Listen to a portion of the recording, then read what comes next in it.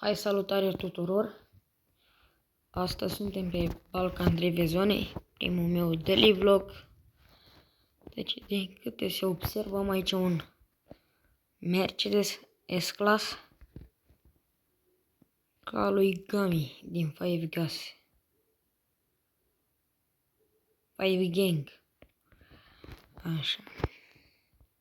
Deci, din câte observați, un Mercedes exact ca lui Gami, culoarea tot. Numărul de matriculare, dacă vreți, îl facem tot așa, nu e nicio problemă. Nicio problemă. Cum era?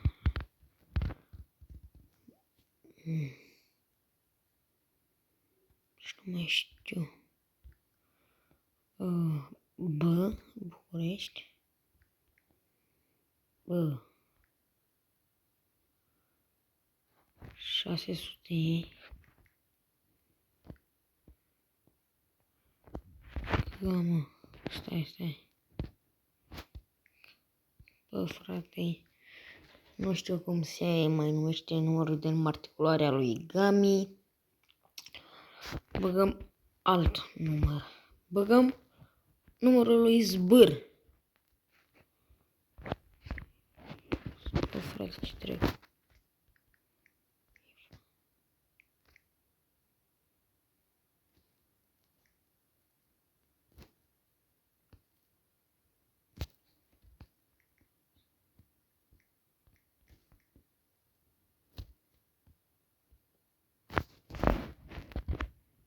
De aici F77 ZBR.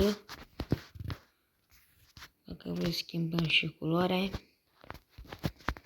Deci m-am gândit să punem gri. Sau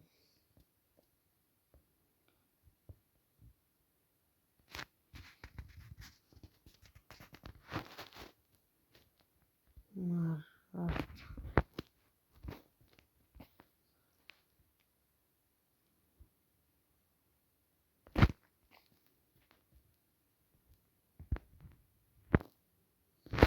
Băi, fraților, nu prea îmi place.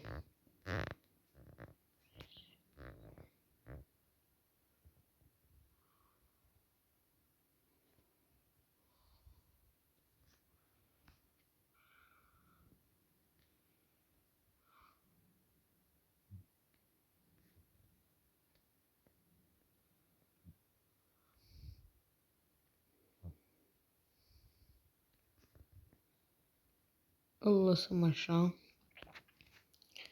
Schimbăm culoarea de la faruri. Deci cam nu vreau.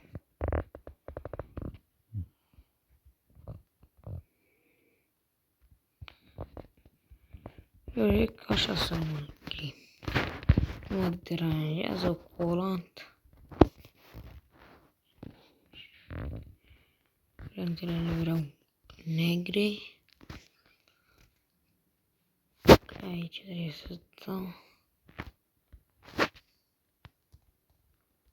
44.000 am cheltuit ceva. Aici ca e maxim tot. Opa, aici cam nu prea bine. Da. Îmi pune și de astea.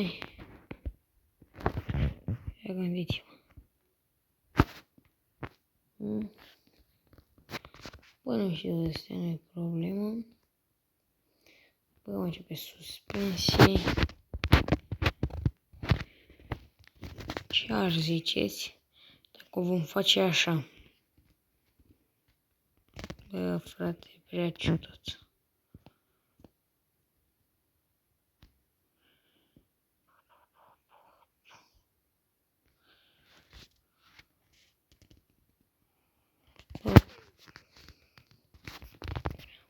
Soras.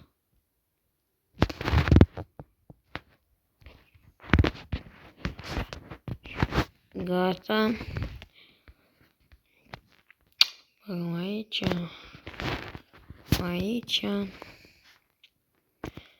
Unde băgăm? Băgăm aici. Băgăm aici la rom 98. Nu prea îmi place drumul ăsta. Prea acesta lung. Hai să vedem. Uite. Mamă.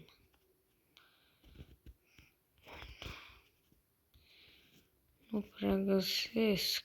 A 36. Din.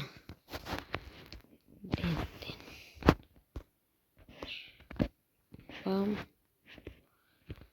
Trebuie să dau din interior mai în spate, că nu prea îmi place așa.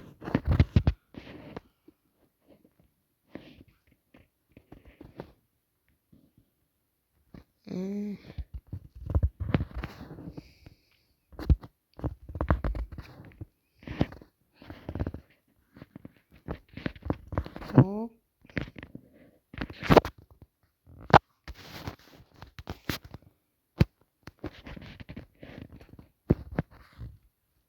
Să știți că am oprit volumul de la... A mai venit un Mercedes V-Class, ce drept este. În fine, nu prea mă pricep la mașini. Alo, ce se întâmplă? Ia să vedem cât costă BMW-ul ăla. Mă, nu e S-Class. Hai să vedem, poate îl cumpărăm. Mamă, cât vrea pe el. Îl cumpărăm, măi, fraților, că e prea scump. Pe ea să-i spunem să-l lăsăm la... Să-l lasă la 30.000. La 30.000. Opa. Mai greșesc. 30. Stai câte zi ora acolo. 1, 2, 3.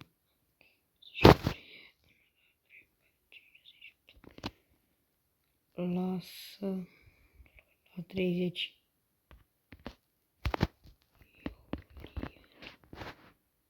Iulie. A zis ok. Facem afaceri. Știu că nu costă cât costă așa în realitate. Nu știu dacă costă asta, dar nu cred că costă asta.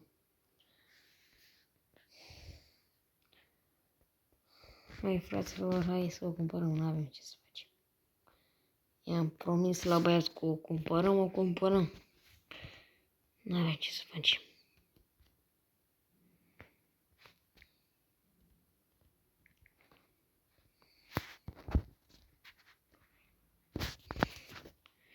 Am ieșit în pagubă. Eu aveam 262 capa.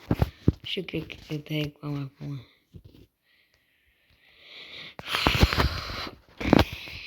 Acum sunt cam trist, că am dat banii.